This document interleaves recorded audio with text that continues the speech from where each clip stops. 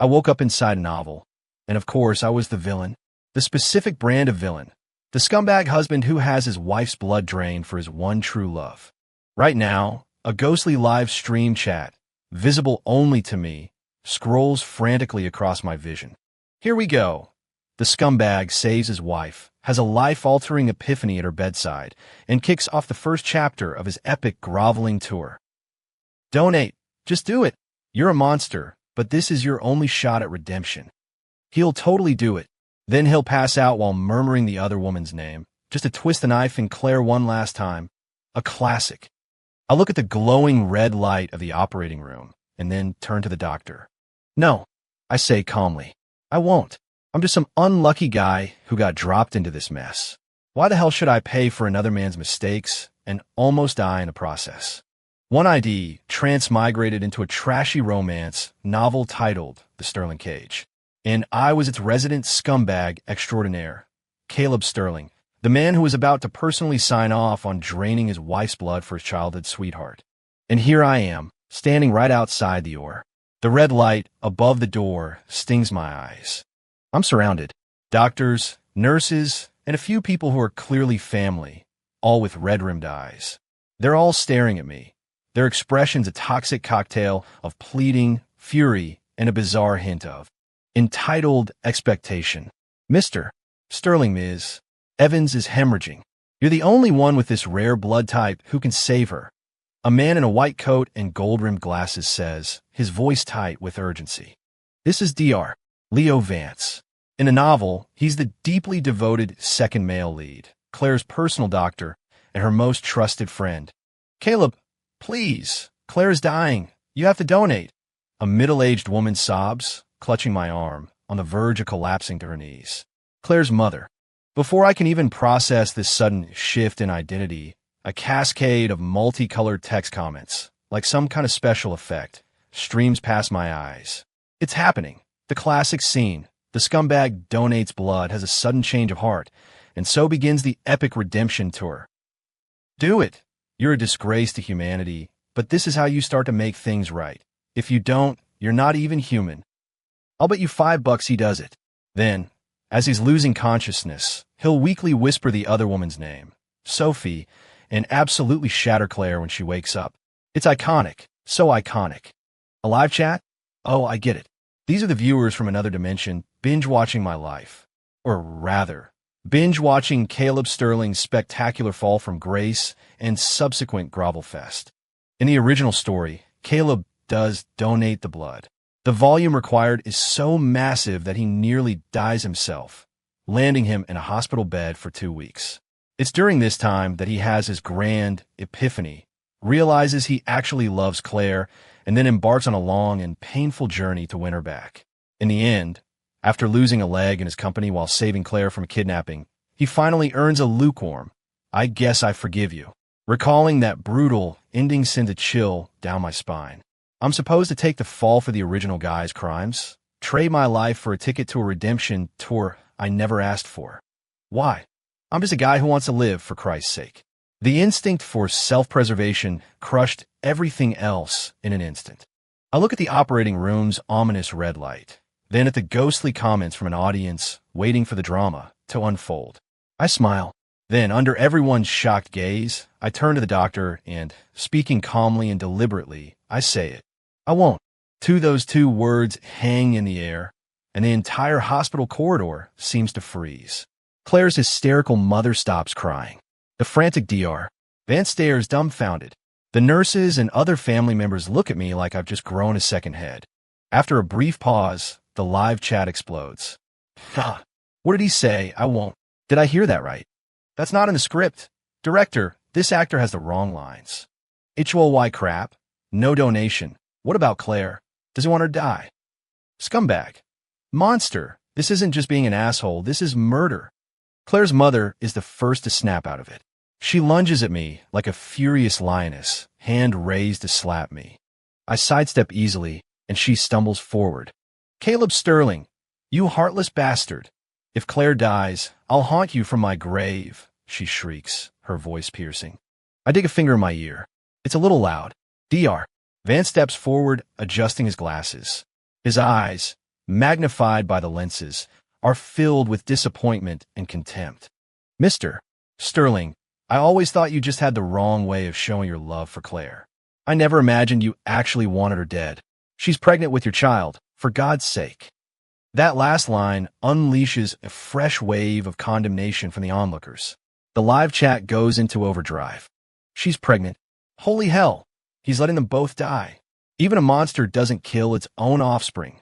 Caleb Sterling is worse than an animal. Somebody knock some sense into him. Make him donate.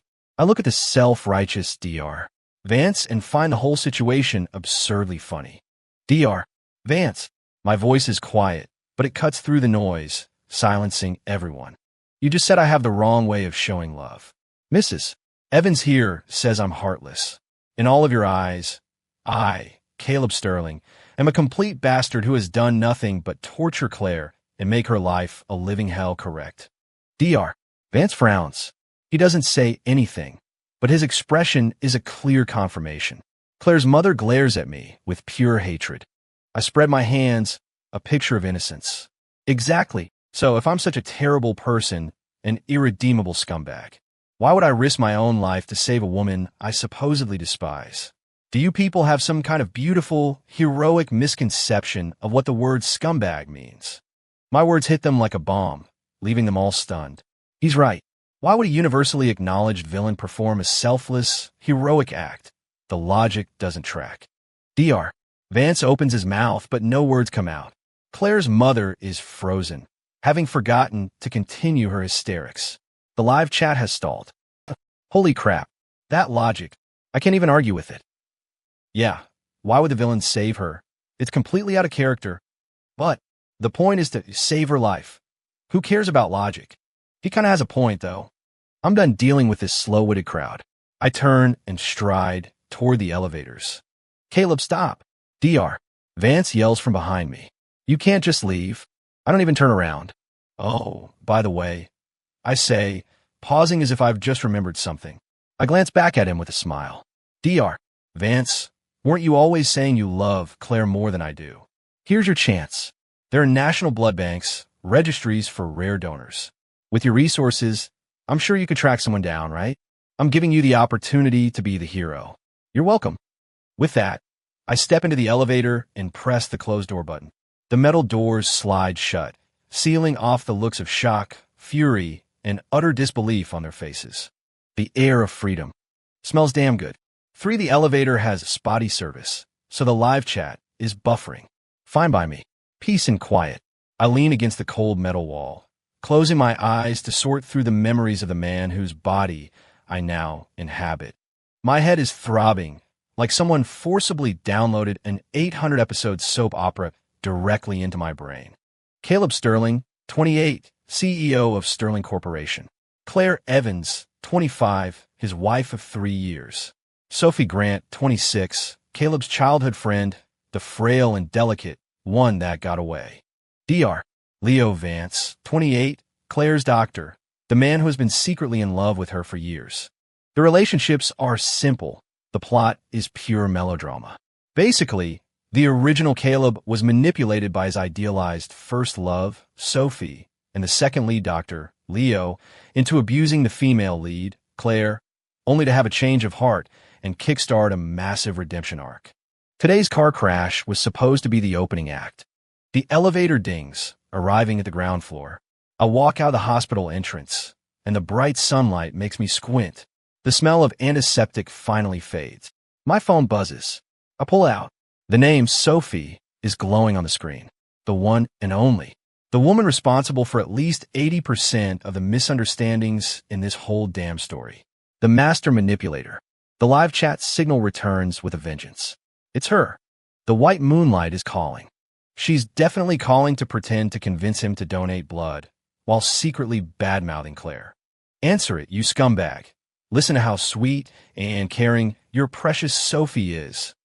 I stare at the name, a wave of visceral disgust washing over me. I swipe my finger and decline the call. But I'm not done. I open my contacts, find her name, edit, delete. Then I open my call history, find her number, and block it. The entire sequence is smooth and efficient. When I'm finished, the world feels a little cleaner. The live chat is losing its mind. He hung up and blocked her? WTF, what was that? Isn't he supposed to be completely wrapped around her little finger? The script is officially broken. This Caleb has been possessed. Congratulations, you figured it out. The driver pulls the car up to the curb. I open the back door and slide in. Seeing the driver's questioning gaze in the rearview mirror, I give a simple command. Back to the office. Yes, Mr. Sterling. The car pulls away smoothly. I lean back against the plush leather and start planning my next move. If I'm going off script, I need to be thorough. No loose ends. First, money. I dial my assistant's number. Daniel. Mr. Sterling. Are you still at the hospital? Is Ms. Evans. His voice is hesitant. I've left. I cut him off. She'll live. I need you to, right now, immediately, cancel all of Claire's credit cards and supplementary cards. Freeze every account she has access to. Silence on the other end of the line. My assistant is clearly stunned by this command. Sir, Ms. Evans is still in surgery. Is this really the best? Just do it. My tone turns to ice. Our prenup is crystal clear.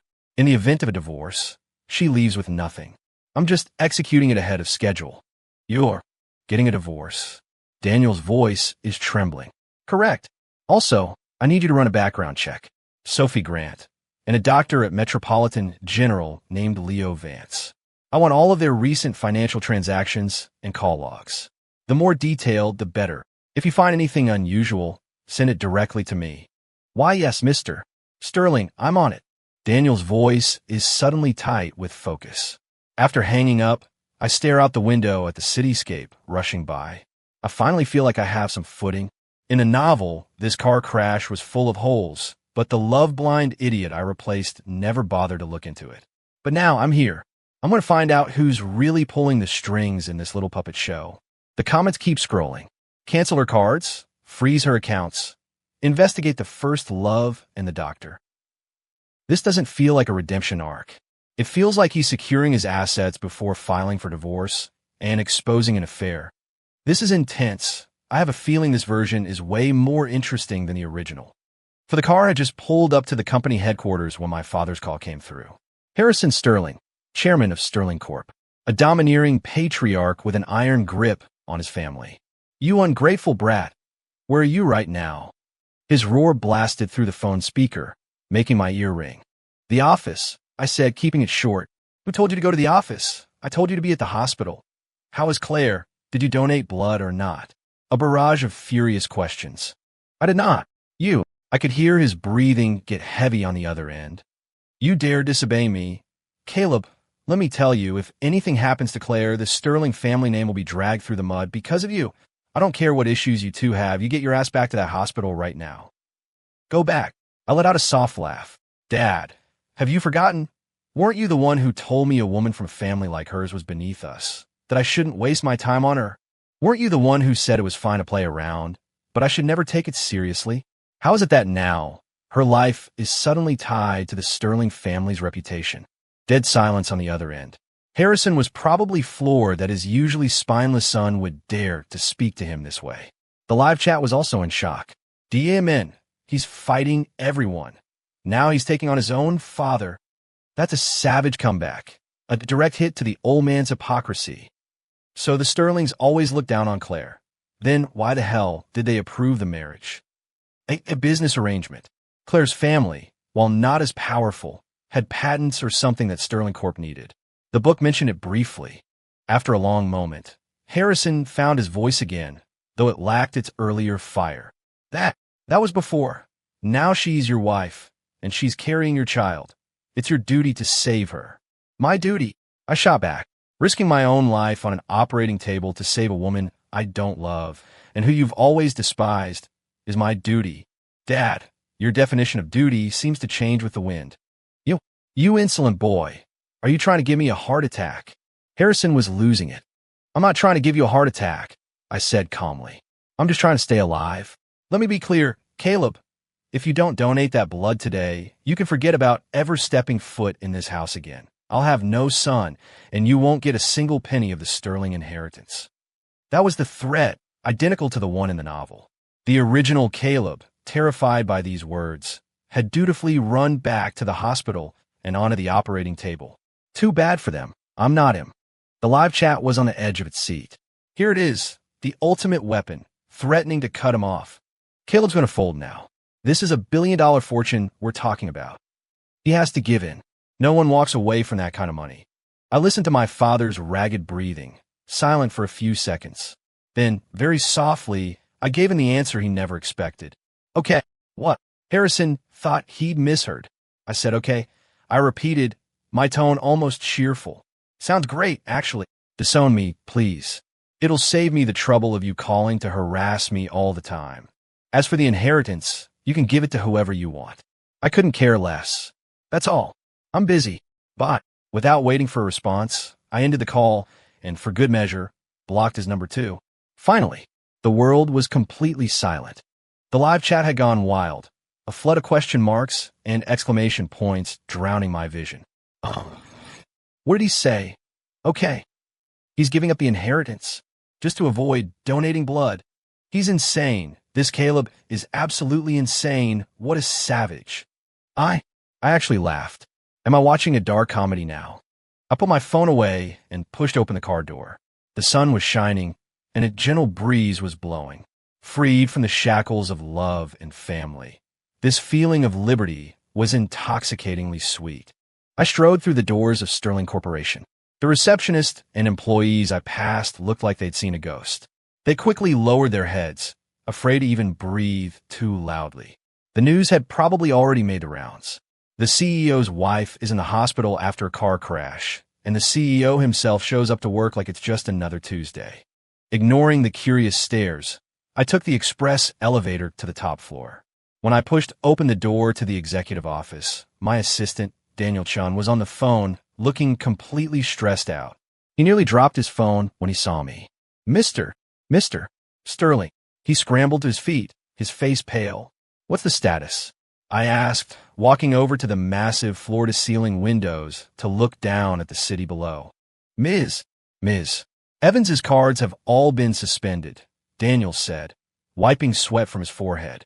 But your father, he called just now and he said, his words don't matter anymore, I interrupted. From now on, I'm the one in charge of this company. My voice was even, but Daniel couldn't help but flinch. The Mr. Sterling standing before him was a world away from the hot-headed, incompetent rich kid who only knew how to throw money at problems and had zero interest in the business. His eyes, his entire presence had changed. It was intimidating. What about Sophie Grant and Leo Vance? I asked, turning to face him. I've tasked our private consulting firm with the investigation. We should have some preliminary findings by tonight, Daniel answered quickly. Good. I nodded, walking behind the massive desk and sitting down. Inform all department heads that there will be a meeting in the conference room in 30 minutes. I want a full report on all projects from this quarter. 30 minutes? Daniel stammered. Sir, that's very short notice. Many of them might not be. If they can't make it, they can submit their resignation letters tomorrow, I said, opening my laptop, no longer looking at him. Yes, I'll notify them immediately. Daniel didn't dare say another word, turning and practically sprinting out of the office. 30 minutes later, the conference room was packed. The silence was deafening. Everyone sat ramrod straight, their faces grim. Files were open on the table in front of them, but their eyes kept darting nervously in my direction. I scanned the room. The director of marketing was a balding man in his 40s, currently dabbing his forehead with a handkerchief. I remembered from the original Caleb's memories that this man was a distant cousin of Sophie Grant's. He'd gotten his position through her influence and had funneled a considerable amount of company money her way. Let's begin, I said, tapping the table. Marketing, you're up. The director flinched and quickly got to his feet. Mr. Sterling, this quarter, we primarily sponsored several high-profile fashion galas and art exhibitions, featuring the celebrity Ms. Sophie Grant as our brand ambassador to Elevate. How much did it cost? I cut through his corporate jargon. Roughly $30 million. And what was the sales conversion rate from that spending? What are the specific metrics on brand exposure? Have you calculated the ROI? My rapid-fire questions left him speechless, and the sweat on his brow intensified. Well, these events were primarily for brand prestige. The returns aren't immediately quantifiable. He mumbled. Prestige. I scoffed. Is this company a charity? You spent $30 million just so your celebrity niece could walk a few more red carpets. The director's face turned beet red. A collective gasp went through the room. Everyone knew how much the old Mr. Sterling doted on Sophie. In the past, he wouldn't have blinked at 30 million or even 300 million. What had gotten into him? The live chat popped up at the perfect time. WHOA. The workaholic brain has been activated. He's taking no prisoners. He's even going after the White Moonlight's family. That was a brutal takedown. So satisfying. Is this really the same love-obsessed CEO? He's like a different person. Ignoring the room's shock, I fixed my cold gaze on the director, who looked like he was about to pass out. I'll have the audit department take a very close look at those expenses. As for you, you're suspended, effective immediately. Meeting adjourned. I stood up and walked out of the conference room without a second glance at him. Behind me, I left a room full of stunned silence and 100 pairs of terrified, confused eyes. I knew, as of today, things at Sterling Corporation were about to change, and I was going to be the one in charge. 6. Back in my office, I had barely sat down when Daniel knocked and entered. He was holding a tablet, his expression grave. Sir, we have some of the information you requested. I took the tablet. Displayed on the screen were several bank statements and call logs. This Leo Vance is a cardiothoracic surgeon at Metropolitan General. His family background is modest, Daniel explained. However, an overseas account in his name received 2 anonymous wire transfers in the last 3 months, totaling $5 million. Oh, I raised an eyebrow. A regular doctor with $5 million in untraceable income. Interesting. Have we tracked the source of the funds? Not yet. The sender was careful, using an offshore shell corporation. It'll take some time, Daniel said. However, we did get call records. He swiped the screen, bringing up another document. In the week before Ms. Evans's accident, his call frequency with Ms. Sophie Grant was unusually high.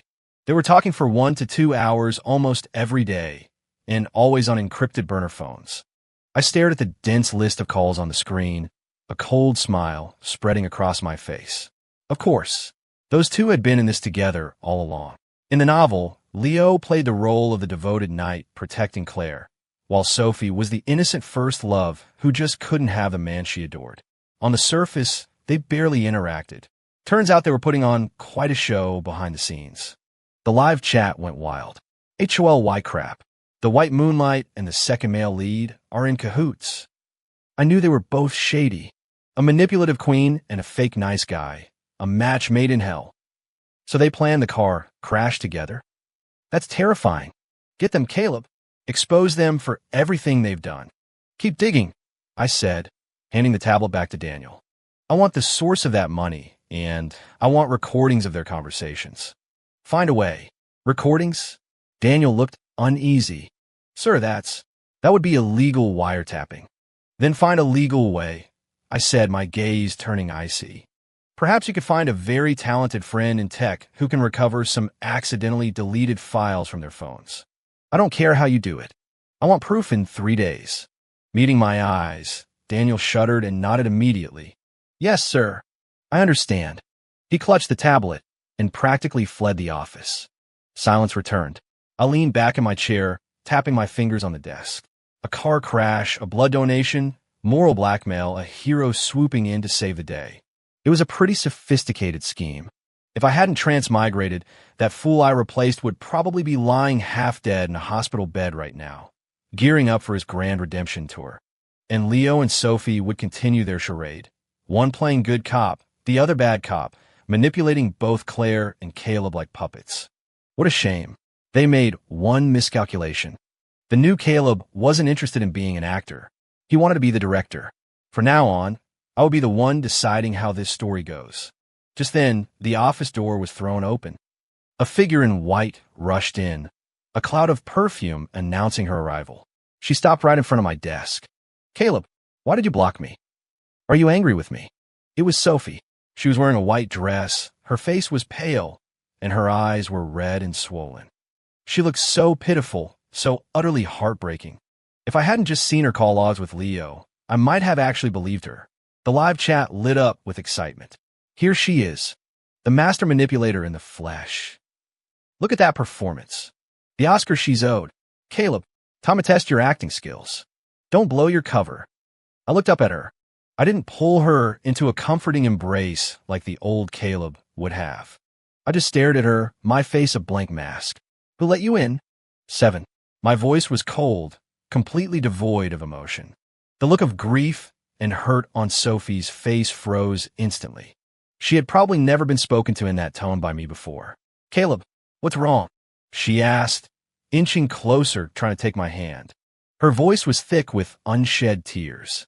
I heard about what happened to Claire, and I was so worried about you. You wouldn't answer my calls, so I had to come myself. Are you blaming me for what happened with Claire? It's all my fault. If my health wasn't so poor, you wouldn't have. As she spoke, tears began to fall like pearls from a broken string. It was a masterful performance. If I didn't know the script, I would have applauded her for her kindness and deep affection. The live chat chimed in with commentary. A textbook example of manipulative speak.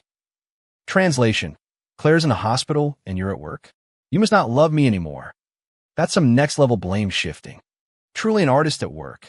I watch her act, feeling bored. Worried about me? I leaned back in my chair, moving away from her outstretched hand. Or were you worried that I didn't donate blood and messed up your little plan? Sophie's eyes widened. The color drained from her face in an instant. Her lips trembled, and she couldn't form a single word. What?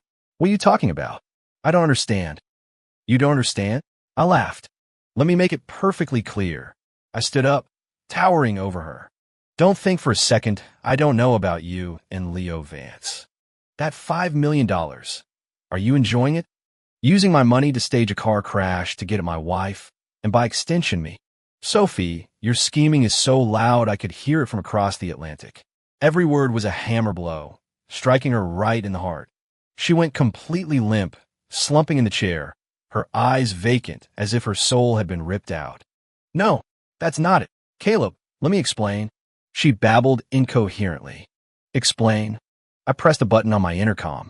Security, I need you upstairs. The live chat had gone completely nuclear. HOLY crap. He knows everything.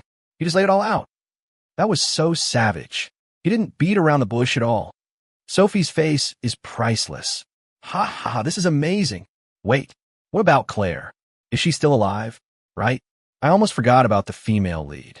I picked up my phone and dialed Daniel's number. What's the situation at the hospital? Mr. Sterling, Ms. Evans is out of danger. Daniel's voice was bright. The city blood bank had a spare unit of her blood type on hand. The surgery was a success, and she's been moved to a VIP recovery suite. Understood. I hung up, a weight lifting from my chest. Good.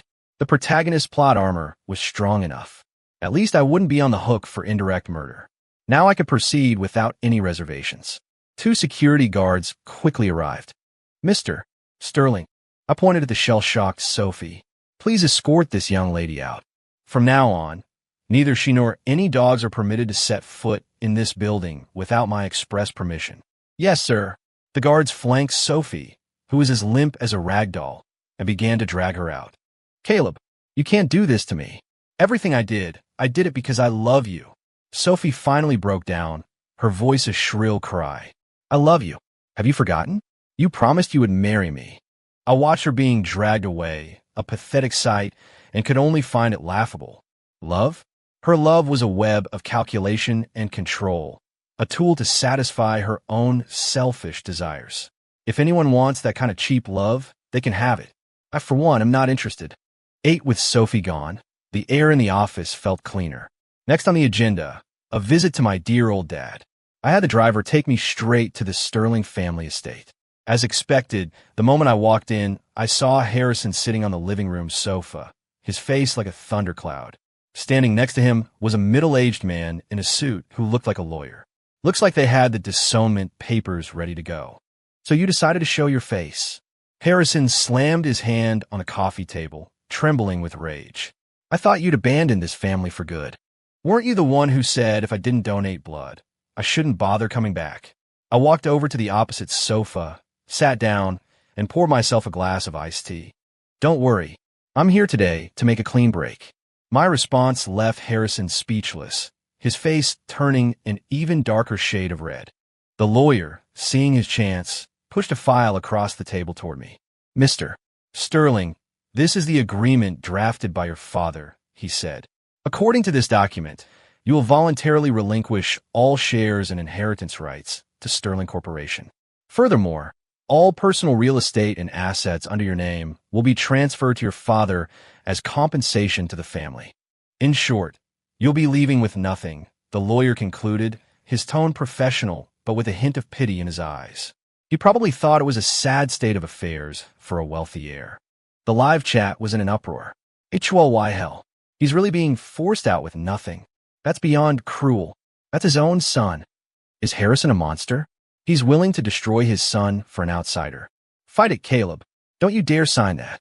I picked up the agreement, didn't even bother to read it, and flipped straight to the last page. I grabbed a pen and, with a flourish, signed my name, Caleb Sterling. The action was swift, decisive, without a hint of hesitation. Both Harrison and the lawyer were stunned into silence. They had probably prepared a whole arsenal of arguments to force me to sign, but I had just skipped their entire script and jumped straight to the final scene. There! I pushed the signed document back across the table and stood up. I looked at Harrison's face, now twisted in shock, and felt a profound sense of satisfaction.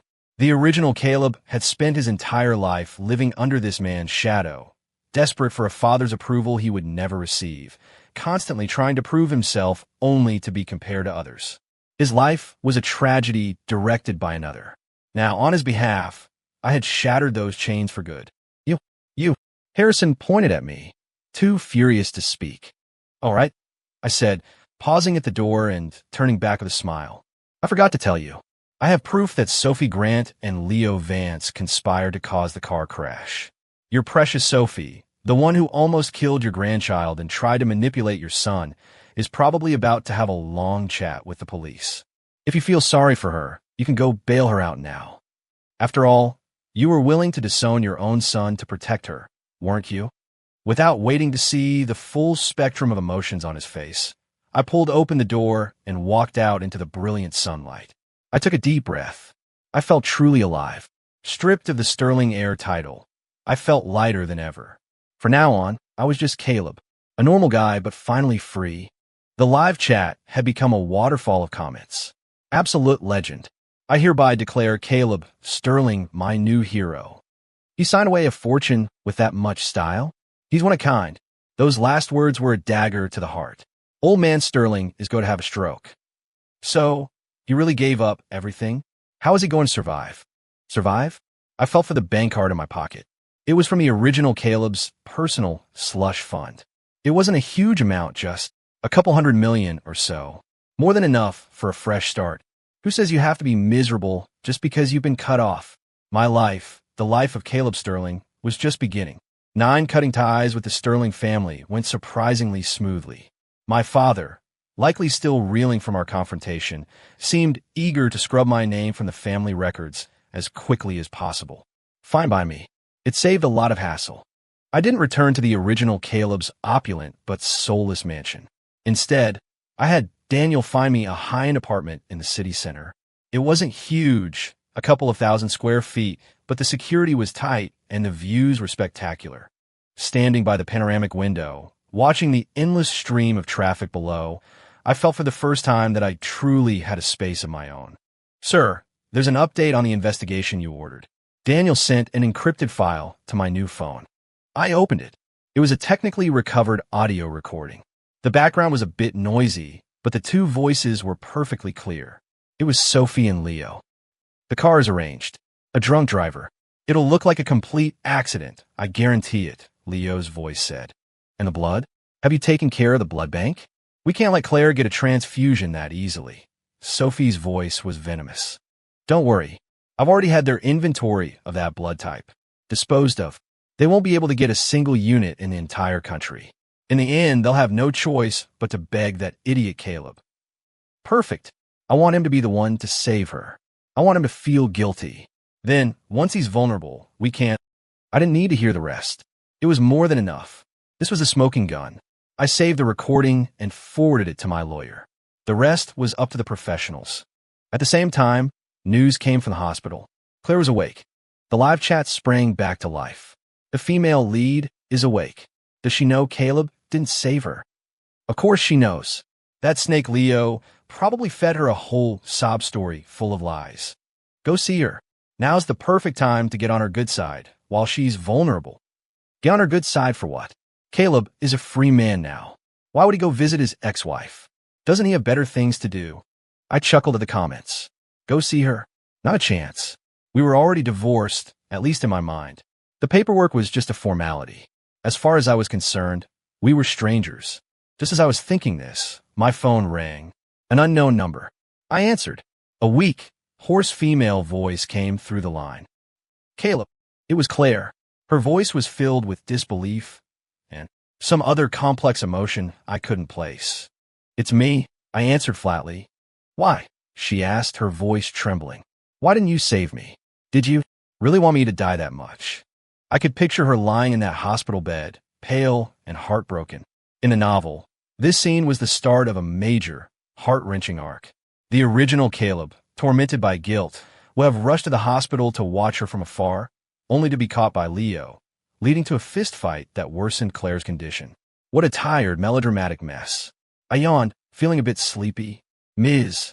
Evans, I said, switching to a more formal address. You seem to have misunderstood something. The ones who want you dead aren't me. It's your most trusted friend and your most dependable doctor. What do you mean? Her voice was laced with confusion. It means nothing, I said, not wanting to waste my breath. I'm just calling to inform you that my lawyer will be delivering our divorce papers to your room tomorrow. You don't have to do anything but sign. Don't worry about the finances. I know the prenup leaves you with nothing, but I'm a generous man. I'll provide you with a settlement large enough to ensure you live comfortably for the rest of your life. Think of it as severance pay on behalf of the man you married. The other end of the line went completely silent. All I could hear was the faint, suppressed sound of her breathing. I didn't wait for a reply. I just hung up. We were even. From now on, we would go our separate ways. A redemption tour? Sorry, the only service I offer is a one-way trip to the crematorium. The next day, Sterling Corporation issued a press release that sent shockwaves through the entire business world. CEO Caleb Sterling, for personal reasons, was voluntarily relinquishing all shares and inheritance rights to the company and resigning from his position. It was a bombshell. My face was on the cover of every financial news outlet. The speculation was rampant. Some said I was ousted in a family power struggle. Others claimed I had thrown it all away for love. A few even theorized I was terminally ill. The rumors were wild. My father, Harrison, was so inundated with calls that he had to hold a press conference, claiming that I had decided to start my own venture and the family fully supported my decision. How utterly absurd. The man who wished I would disappear off the face of the earth was now forced to play the part of a loving, supportive father for the cameras. The world of the ultra-rich was a masterclass in hypocrisy. I ignored the media frenzy and focused on building my own team. I poached Daniel from Sterling Corp., tripling his salary. He was now fiercely loyal and incredibly efficient. Sir, I've secured the office space you wanted. The top floor of the World Trade Center with the best views. The core team is in place. I've headhunted top traders and analysts from Wall Street. Our investment firm is ready to launch whenever you are. I nodded, satisfied. Excellent. Also, Daniel hesitated, a strange look on his face. About Ms. Evans. She's refusing to sign the divorce papers. Oh, that was unexpected. In the novel, Claire couldn't wait to get away from the monster that was Caleb Sterling. Why the change of heart? The live chat was just as curious. She won't sign, why not? Could she still be in love with him? No way, not after everything he did. I bet she's suspicious. She suspects there's more to the car crash. What did she say? I asked Daniel. She said, she wants to speak with you in person, he replied. Also, Dr. Vance has been officially charged by the police for aggravated assault and fraud. And Ms. Sophie Grant has disappeared. Disappeared? I scoffed. More like she heard the music stop and fled. But she wouldn't get far. Tell Claire I don't have time to see her. It's better for everyone if she just signs the papers. Yes, sir. Daniel nodded, then added, by the way, Sterling Corporation is holding its anniversary gala next Friday. They sent you an invitation. Will you be attending? The anniversary gala, my eyes narrowed. In the novel, this was a pivotal event. It was at this gala that Caleb got on his knees and publicly begged Claire for forgiveness, only to be brutally rejected, becoming the laughingstock of the city. It was also where Sophie and Leo worked together to cement Caleb's reputation as an irredeemable scumbag. Interesting. A perfect opportunity for a little payback. I'll be there, I said, a smirk playing on my lips as I looked out the window. Tell them I'll be there on time. I have a few accounts that need to be settled, and it's best to do it in front of everyone. The live chat erupted. OMG, he's going to gala. Is he going to crash the party? A showdown is coming. I need to see Caleb destroy those two. This is going to be the most epic public humiliation ever. I got my popcorn ready. Go get him, Caleb. Show them what real cruelty looks like. I smiled. Patience. The show was just about to begin. The Sterling Corporation anniversary gala was held at the most luxurious hotel in the city. The ballroom was a sea of designer gowns and tailored suits, a playground for the city's elite. I arrived when the event was already in full swing. I didn't have an invitation, but the security guards at the door recognized my face and respectfully let me pass. My recent departure had made me something of a media sensation. My entrance immediately drew the attention of the entire room. Hundreds of pairs of eyes, curious, speculative, and gloating, turned in my direction. I paid them no mind, plucking a glass of champagne from a passing waiter's tray and finding a quiet corner to observe. I saw my father, Harrison, surrounded by a crowd of sycophants. He was all smiles, but his eyes kept flicking in my direction, clearly surprised by my presence. I saw Claire. She had lost weight. Dressed in a simple white evening gown, her face was still pale, but the emptiness in her eyes was gone, replaced by a steely resolve. She stood alone, a solitary, resilient white orchid in a room full of gaudy roses. Leo was not by her side. I assumed he was having a much less pleasant evening with some detectives. And then I saw Sophie. She actually had the nerve to show up. She was wearing a pink dress, her makeup flawless, clinging to the arm of some slick-haired trust fund kid. She was laughing and smiling as if she wasn't the same woman who had been dragged out of my office by security just a few days ago. Her audacity was truly impressive. She saw me too. A flash of hatred crossed her eyes before being masked by a perfect, practiced smile. The live chat was buzzing with anticipation. Everyone's here. Let the games begin. Claire looks stunning tonight. That broken but beautiful vibe. That which Sophie actually came. Her face must be made of armor. Caleb's just lurking in the corner. Is he planning something big? Come on, do something. The suspense is killing me. Just then, the host took the stage to begin a touching tribute to the history of Sterling Corporation. A slideshow of old photos and videos started playing on the big screen. My father was invited on stage to give a speech.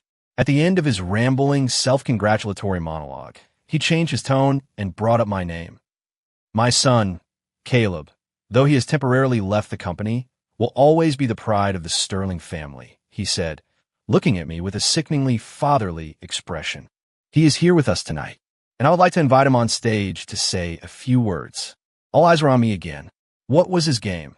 Was he trying to force me into a public apology to stage a father-son reconciliation to save face for the family? A clever move. Before I could react, the trust fund kid with Sophie started jeering. Yeah, Sterling, get up there. We hear you gave up your family fortune for a woman. Tell us all about your epic love story. His words were met with a wave of derisive laughter. Sophie stood beside him, head bowed, playing the part of the innocent, heartbroken bystander. Claire also looked at me, her expression unreadable. I smiled. If they wanted a show, I'd give them a blockbuster. I set down my champagne glass, adjusted my suit, and with all eyes on me, I walked toward the stage. I ignored the microphone offered by the host. Instead, I pulled out my phone. Sorry to interrupt, I said, a slight smile on my face. Before I begin my speech, I'd like to show you all a very interesting video. I connected my phone to the massive screen behind the stage. A moment later, a familiar face appeared. It was Leo Vance. He was sitting in an interrogation room, looking haggard. Across from him sat my lawyer. The entire ballroom fell silent. The video was crystal clear, the audio sharp. Dr. Vance, let's confirm this one more time. My lawyer's voice was calm and professional. The car accident involving Ms. Claire Evans was orchestrated by you and Ms. Sophie Grant. Is that correct?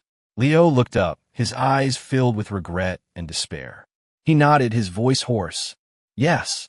And your goal was to cause serious injury to Ms. Evans, then use Mr. Caleb Sterling's rare blood type to pressure him into donating, thereby making him feel a sense of guilt toward her. Is that correct? Yes. During this, Ms. Grant was responsible for ensuring no outside blood supply was available, while you were responsible for morally blackmailing Mr. Sterling and Ms. Evans's family at the hospital. Is that correct? Yes. Each yes from Leo was like a sledgehammer striking the heart of every person in that room. The entire hall was shrouded in a dead silence. Everyone stared at the screen, jaws agape, as if they were watching a shocking crime thriller. Harrison's face had turned a deep shade of purple. He stood next to me, shaking uncontrollably. In the audience, the color had completely drained from Sophie's face. She tried to run, but the people around her held her in place. The trust fund kid who had been mocking me moments earlier now looked at her, as if she were a piece of garbage. But the most shocked of all was Claire. She stood frozen in the crowd, her eyes glued to the screen. She swayed on her feet, nearly collapsing. She covered her mouth as silent tears streamed down her face. Her cool, composed eyes were now filled with disbelief, agony, rage, and the utter shattering of her world. The video continued.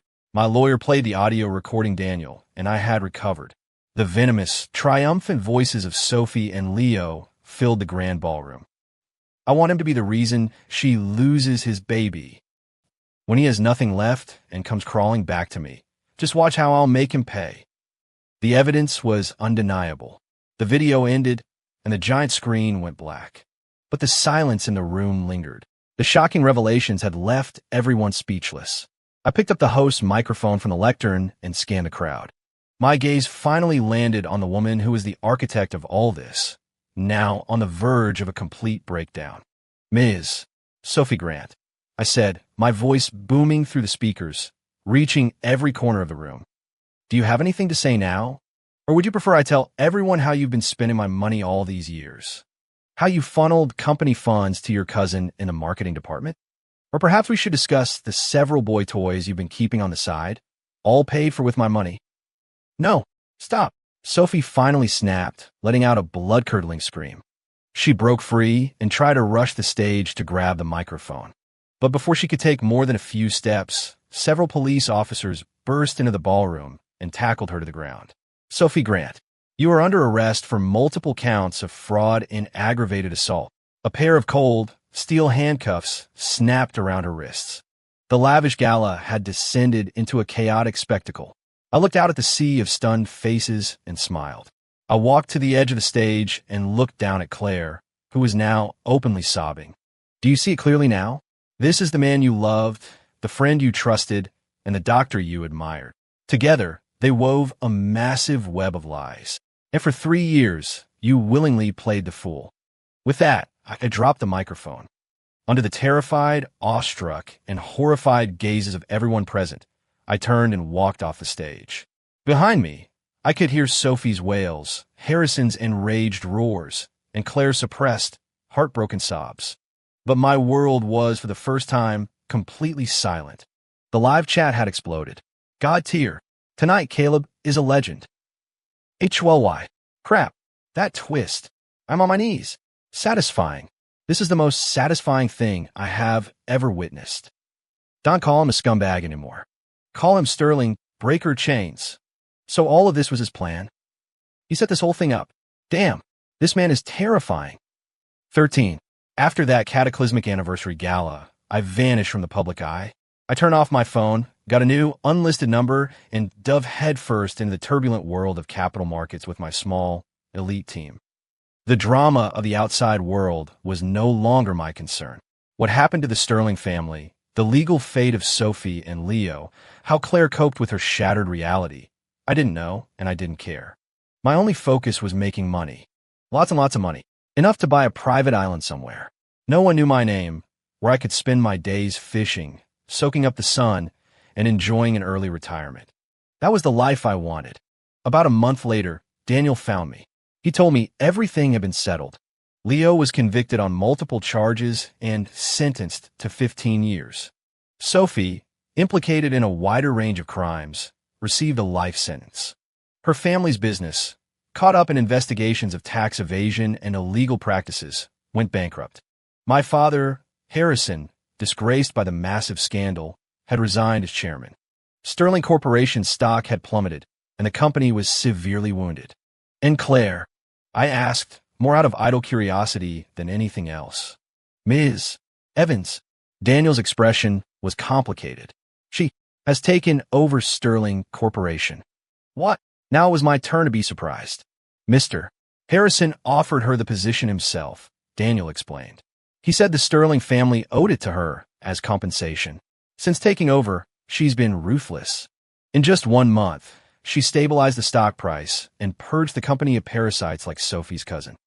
Her methods are incredibly aggressive. Everyone is calling her the new queen of the corporate world. I listened in silence. I never would have imagined that the timid woman who used to cry in corners had this side to her. It seemed that getting away from me had allowed her to truly grow. Good for her. The long-dormant live chat offered a few final thoughts. The female lead has finally risen. The queen arc has begun. Badass Claire is so cool. I love it. So what's the story now? The powerful CEO and her ex-husband, will they ever meet again? By the way, sir, Daniel added, Ms. Evans has been trying to see you. She calls her old number almost every day and has come by our office a few times. I've been turning her away. She said she wants to apologize to you in person. Apologize? I laughed. The person she should be apologizing to wasn't me. It was the original Caleb, the man who was driven to his doom by her and her so-called friends. No meetings, I said with a wave of my hand. Tell her we're even. I don't need her apology. I wish her the best. The best ending for us is to stay out of each other's lives. Understood, Daniel nodded, saying no more. I looked out the window at the bright sun. On my monitor, a trade I had just executed closed. The number in my bank account grew by another significant digit. The taste of freedom and money was sweet. As for love, what's that? Can you eat it? 14. 2 years passed in a blur. My investment firm became a legend in the industry. My instincts were sharp, my decisions swift and brutal. I led my team through several brilliant campaigns, and we made a fortune. I became known as the Wolf of Wall Street, a titan of capital. But I knew the truth. I was just a guy trying to retire as early as possible. Those 2 years were the best of my life. Free from family obligations and melodramatic plots, I could finally live as I pleased. I skied the Alps, dived the Great Barrier Reef, and watched the Great Migration in Africa.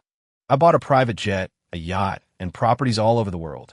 I had become the person the original Caleb, or perhaps the person I myself had always wanted to be. I thought I would never cross paths with anyone from my past again, until at the World Economic Forum in Switzerland, I saw her. Claire. She was on stage, delivering a keynote speech as a representative of China's most promising young entrepreneurs. She wore a sharp, tailored black suit. Her hair was up, and her makeup was impeccable. Her eyes were confident and unwavering. She stood under the spotlight, speaking fluent English, eloquently analyzing future economic trends. The fragile, pale woman from 2 years ago was completely gone. She had truly become a queen. The live chat, silent for so long, flickered in my mind. Whoa, Queen Claire is a total boss. Caleb is here too. They're finally in the same room again. A historic reunion. Go say hi. Is it weird that I kind of ship them now? Her speech ended to thunderous applause. As she walked off the stage, her path took her right past my seat. Our eyes met.